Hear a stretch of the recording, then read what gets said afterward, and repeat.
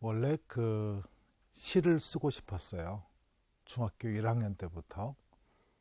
그 꿈이 한 고등학교 2학년까지 갔으니까는 그 정도면 시인이 돼야 되는 거 아니겠어요? 근데 중학교 3학년 때부터 그 음악이 나를 자꾸 유혹하더라고. 그 주변 사람들도 네가 음악을 안 하면 누가 음악하냐 이런 말 되지도 않는 얘기들을 많이 해주고, 그러다가 이제 제가 고3 때 밥 딜런 그리고 김민기 이런 사람들의 음악을 보게 된 거예요. 한돌. 그 찬란한 노랫말들을 보면서 음악으로 시를 쓸 수 있겠다 해서 둘 다 하자. 우선 작곡부터 하자 해서 작곡을 하게 됐습니다. 서양 음악 작곡을 하다 보니까 그런 질문을 자연스럽게 하게 되더라고요. 하나는 뭐냐면 내가 이 지상에 머물다가 나도 죽을 것인데 나 죽은 다음에 사람들이 한 50년 또는 100년 정도 내 음악을 좀 기억해 줬으면 좋겠다. 그런 곡을 내가 쓸 수 있으면 얼마나 행복할까, 이런 생각을 소박한 작곡가 입장에서 해본 거예요. 그러려면 그런 곡이 어떻게 나를 통해서 만들어질 수 있을까 고민을 해보니까 하나의 답이 나오더라고요. 이 땅에 수백 년 된 그런 음악들에서부터 출발하면 되겠다. 그런 음악들을 담으려고 애를 쓰면 가능하지 않겠는가 해서 국악을 하게 됐고요. 늦게 했어요. 37에 국악을 했으니까는. 그 다음에 또 하나의 이유는 지금 서양 음악이 대중음악이든 뭐 클래식이든 전일적으로 지배하고 있어요. 음악 양식을. 그런 시대다 보니까는 내가 국악을 하면 굉장히 개성 있는 선택이 되더라고요. 그래서 내 음악에 좀 더 매력적이고 개성 있는 그런 선택지로서 국악이 좋았던 것이죠.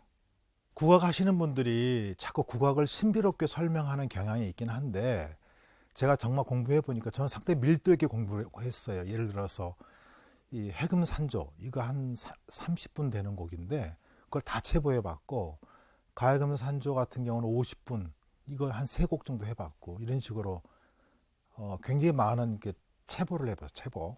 그러니까 공부를 많이 했다고 생각이 드는데, 제가 해보니까 다른 것보다 같은 게 더 많아요.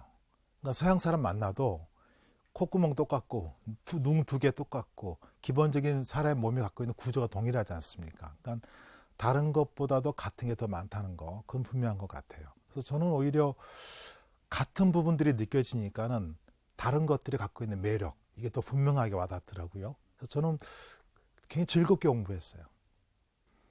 그 다음에 새하늘 새 땅 활동이 기독교 노래 운동, 그 다음에 이제 제가 대학 시절에 이런저런 만들었던 노래들이 이제 민중가요, 민중노래 이렇게 불러지면서, 근데 제가 그걸 의도하고 한 것은 아니에요. 그렇게 이제 카테고리가 만들어진 거죠. 근데 저는 사실 CCM이든 새하늘 새 땅 활동이든 민중가요 운동이든 뭐 기독교 민족음악 운동이든 간에 하나를 한 거예요. 하나를. 뭐냐면 제가 군대에서 성경책을 3번을 딱 읽었는데, 읽고 나서 유문선가 거기를 통과하면서 이제 딱 떠오른, 군대에서 성경을 3번 읽고 내 가슴에 박혀있던 얘기를 아주 간략한 시로 정리한 게 있는데, 그게 지금 그의 나라 온 땅에라는 노래로 불리고 있습니다. 그 곡은 제가 만든 게 아니고 제 후배가 만들었는데, 가사는 그때 25살 때 쓴 거죠.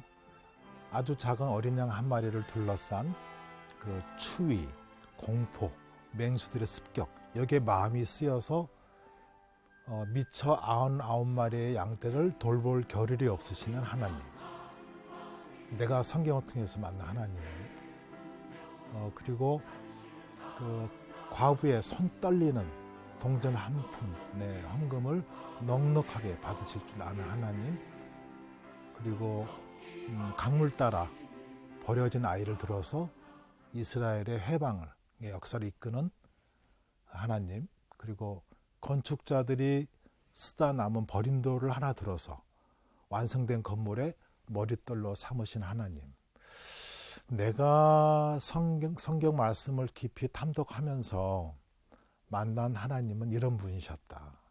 아, 이제 이게 제 가슴에 이제 계속 남아 있는 거죠. 이게 이제 살아가면서 어떤 에너지가 되고 제 삶의 좌표가 되고 그 맥락에서 모든 걸 이해할 수 있지 않을까 싶습니다. 사실은 국악 동요는 제가 재능이 있나 봐요. 동요를 되게 좋아하고, 그래서 제가 무슨 깊은 뜻이 있어서 시작한 건 아니고 일이 들어와서 시작한 건데 하다 보니까는 소명이 생긴 거죠. 그러니까 두 가지 좋은 성과가 있더라고. 하나는 우리의 아이들이, 그러니까 제가 좀 요 얘기도 예를 들어서 뭐 전래자장가, 자미자미, 국악 태교, 전래 영화놀이 노래, 유아놀이 노래 이런 것들을 쭉 했었어요. 그러니까는 그 작업을 하니까는 우리 아이들이 자기 문화에 대한 자긍심을 갖게 되더라. 그러니까 자기 문화에 대한 자긍심을 품은 아이들이 다른 아이들과 어떤 변별력이 있을까? 속이 깊어지더라. 이런 생각. 그 뿌리 깊은 나무는 바람에 쉬 흔들리지 않는 것처럼, 그 샘이 깊은 물이 오랜 가뭄에도 마르지 않는 것처럼, 자기 문화에 대한 자긍심이 있는 아이들이 속이 깊어지더라. 이런 생각이 하나 들었었고, 또 하나는 지금 문화라는 게 이제 분열을 되어 있지 않습니까? 파편처럼. 그러면 할아버지, 할머니, 엄마, 아빠, 아이들이 함께 부를 수 있는 노래가 뭔가? 그게 국악 동요예요. 확실해요, 그것은. 그리고 옛날부터 우리 문화가 동요라는 것은 가족이 함께 부르는 노래였지 아이들만의 노래가 아니었어요. 어른과 함께 부르는 노래였기 때문에. 그리고 자장가 이런 동요들은 어른들이 아이들을 위해서 불러주는 동요였고, 그래서 동요가 이 시대의 문화적인 화해와 소통을 위한 아주 큰 순기능을 하는구나, 이런 걸 느끼면서 더 열심히 하게 되었죠. 내 똥꼬는 힘이 좋아. 이거 뭐 유튜브 조회수가 한 1,000만이 넘어요. 국악계에서는 대박이에요. 모두 다 꽃이야 같은 경우는 지금 교가로 쓰는 학교가 한 2군데 있고, 초등학교. 얼마 전에도 이렇게 반주를 다시 만들어줬어요. 내 똥꼬는 힘이 좋아 같은 경우는 그 개그맨 유세윤 씨가 그걸 가져다가 다시 리메이킹을 했는데,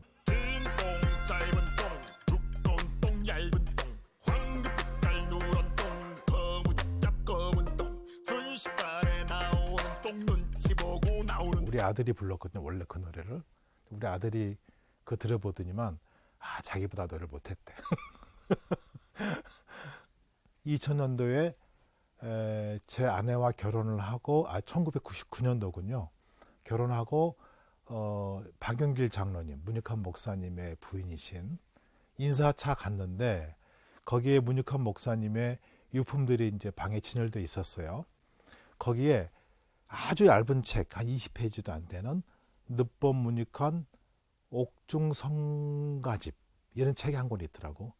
펼쳐보니까 악보는 하나도 없고 기존의 찬송가 가락에 맞추어서 음수율을 맞춰서 쓴 노랫말만 쭉 있는, 한 20곡 정도 있는 그런 얇은 책이었어요. 그걸 딱 들고 갑자기 그냥 몸에 뭐가 좀 막 마비 같은 게 오는 느낌. 그러니까 그게 만들어진 성가집이 1982년도인데 그때 저는 고등학교 2학년이었습니다. 그러니까는 아마도 그 당시에 옥중에서 이 성가집을 쓰셨을 때 장성한, 류영성 같은 작곡가가 있었으면 아마도 여기에 노래를 만들어 달라고 하시지 않았을까, 그런 생각을 하면서, 제가 참여한 게 아니라 제가 이제 곡을 다 쓰고 여러 이제 정태춘, 홍순관, 송정미 이런 분들 모셔다가 음반을 제작하게 된 거죠. 북간도의 십자가, 북간도 크리스찬들이 개인적으로는 저의 영웅들이고, 윤동주, 문동환, 문익환, 또 이제 그 김재준, 이런 분들, 안병모 이런 분들이, 그러고 보니까 그 5분에 대한 음악을 제가 다 만들었네요. 어떤 경로로든지 간에 그런 것이기도 하고, 지금 사실 그 한국 교회 크리스찬으로 살아간다는 게 많은 상실감을 주고 있어요.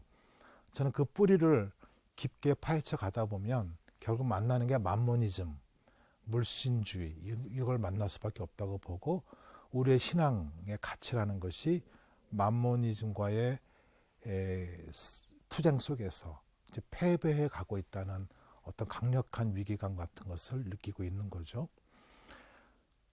그러다가 북한도 십자가 이 영화 제작이 왔을 때 한국교회가 그럼 앞으로 미래를 어떻게 살아갈 것인가라는 질문에 대한 땅에서 불끈 솟아오르는 답변을 기대할 것이 아니라 이미 한국 기독교의 태내에 북한도에서 십자가를 거머쥐었던 그런 크리스찬들의 거점이 이미 존재했었다는 것이죠.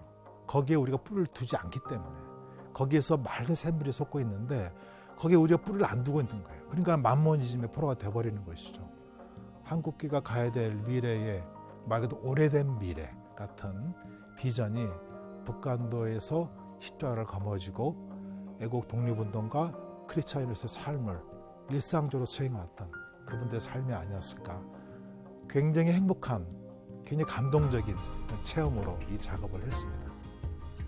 송정미 씨가 부른 이 작은 가슴이라는 곡이 있는데 뜨거운 마음이라는 음반에 수록되어 있는 곡인데 이 곡은 좀 각별해요. 왜냐하면 늦보 문익환 목사와 송정미 씨가 가까운 사이였을까? 별로 가까운 사이는 아니었고 저만큼 가깝지는 않았던 것이죠. 그래서 상당히 조심스럽게 음악적인 맥락으로만 제가 접근을 해서 좀 불러달라고 부탁을 했는데 송정미 씨가 아주 기꺼운 마음으로, 그래서 너무나도 좀 고맙고 감사한, 국악에서는 계면조, 진계면, 지독하게 슬픈 가락, 그 가사가 문익환 목사님 옥중에서 쓰신 가락인데 지독하게 슬프게 느껴졌어요. 그래서 이대로 곡을 쓰면 이거 심파적인 노래가 될 가능성이 높다.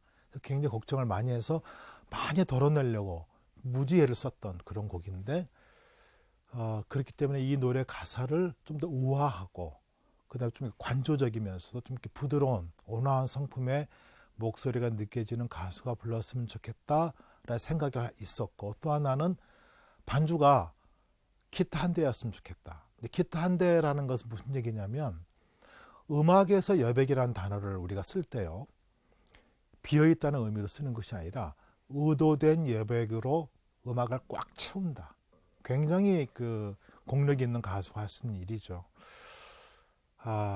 그것 기타 한 대로 반주하는 이 노래를 누가 잘할 수 있을까? 송정미 씨가 적임자다 해서 제가 부탁을 드린 겁니다.